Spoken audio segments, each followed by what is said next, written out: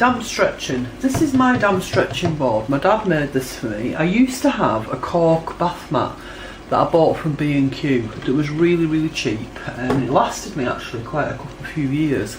But then I didn't get one, I couldn't get another one, so my dad made me this. It's just hardboard with a layer of cork floor tiles on top that were already sealed when he bought them with varnish. Now my only advice to people in the UK would be, don't buy a cork bath mat from John Lewis, because from experience they bleed into your work brown off the cork. I don't know why that is, probably because it's good quality, because I love John Lewis, it's my favourite shop. So probably they're such high quality, they've got such a concentration of oil in them or something, so I wouldn't buy a John Lewis bath mat. You can use one of those cork boards that you put on a wall, you know, for notices and stuff. But what I would suggest first, if you've never damp stretched before, is get a piece of plain white cloth and pin it to this board, the board that you're going to use, and then wet it and see if it bleeds into your work. Okay, that's the most important thing. Test your board first. So I've got my damp stretching board and I use these push pins. I don't use normal drawing pins because I don't trust them not to rust. By normal drawing pins I mean these, okay? I don't trust them not to rust. It's just me being a bit OCD, but hey, that's the way I am. So this cork mat fabric pins, you start in the middle, top or bottom, it's entirely up to you, and then directly opposite where you've just pinned, put another one in and pull it at the top, okay, to stretch it. Don't pull it too hard, and if you pull it too hard you'll know, because your pins will pop out. And then I work from centre to left. You can do it centre to right, it's up to you. Putting the pins in as I go, directly opposite each other, and you can probably see the stretch in that.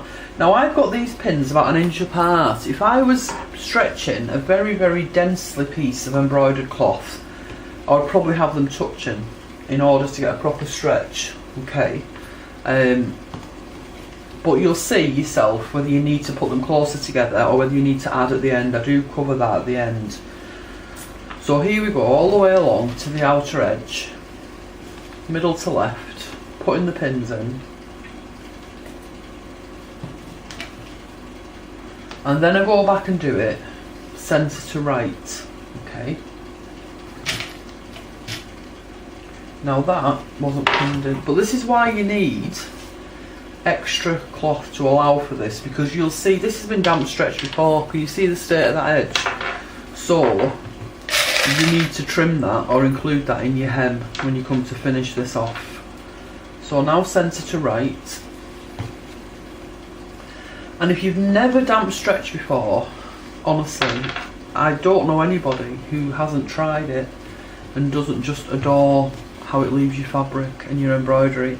I would never, ever, ever, even with a gun to my head, take an iron near my embroidery. I iron cloth before I start to stitch on it, before I patchwork, before I applique, whatever. I iron cloth. I iron seams if I'm putting a block together with different fabrics in.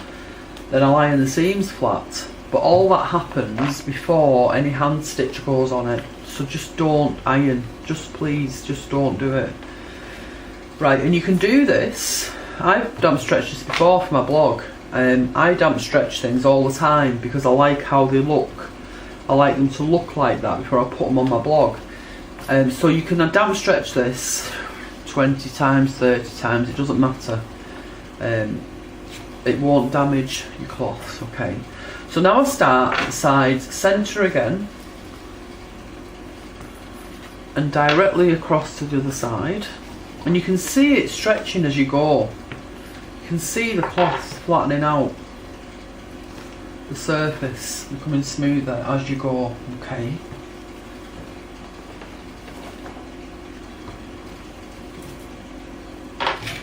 Do you think I'm sad not taking off my Glastonbury thing? Everybody thinks I'm sad. It's like, why have you still got that on? And I mean like my family. And I'm like, well, because I want it on, because I love it, and it makes me realise that I was there, in case people don't believe me. I just love it. What's wrong with it? It's not hurting anybody, is it? You think I'm sad? I don't care. So again, directly opposite, stretching as you go. Oh, and another thing, if you've got, like I have on here, just one area with stitching on and nothing up there, you still need to damp stretch the whole piece of cloth, otherwise it will stretch at a different tension. So you need to treat the whole cloth as if it's all been embroidered, okay, regardless. So, and then centre to bottom. Sometimes it's hard getting your pins in. It's hard to lift it up because it gets quite taut. But you've just got to persevere.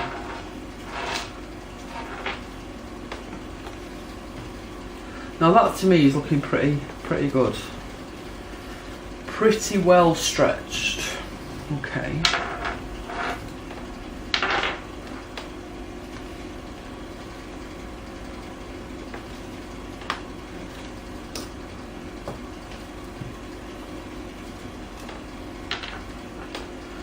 Right, I'm going to put this final one in down here.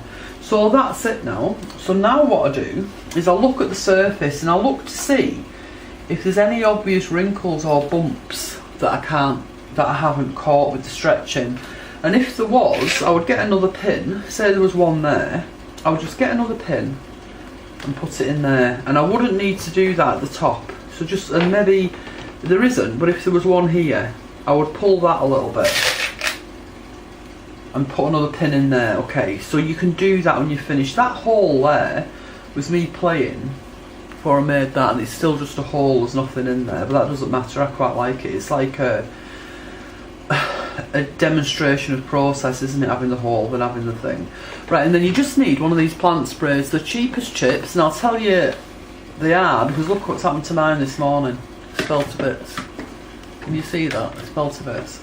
So I'm just going to have to hold it together as best I can. It's only happened this morning. And try and spray it. So then you just spray lightly. This is just plain water. There's nothing else in here. Just tap water. And you give it a light spray. I spilt some on it over there. Can you see it? It's not coming out as fast as I would like. And you can see the wet. Okay. And it's probably too much actually, because it was really difficult, because look, it's just wrecked. That's sheared off the top, so it was hard. So there's too much on here. You don't need all that, but it'll soak through, and it'll soak through these surface embellishments and dry. I would leave this. I normally do this before I go to bed. Okay, and I go to bed about midnight and get up at 7. But I don't get it off at 7. So say I do this at 11, I probably get it off the board about 11 the next day. But a minimum 6 hours, I would say, to dry through completely. This is so soaked that I'm probably going to have to leave it longer, and that's purely because my spray's broke. So have a good spray. It won't damage it, it's just not necessary, and it'll take longer to dry. Okay, and don't forget this paper on there as well. But that paper hasn't deteriorated at all, and when it's dry tomorrow I'll take pictures before I post this to you in an email, and then you'll get to see how it looks after that. So that's damp stretching. Any questions, let me know.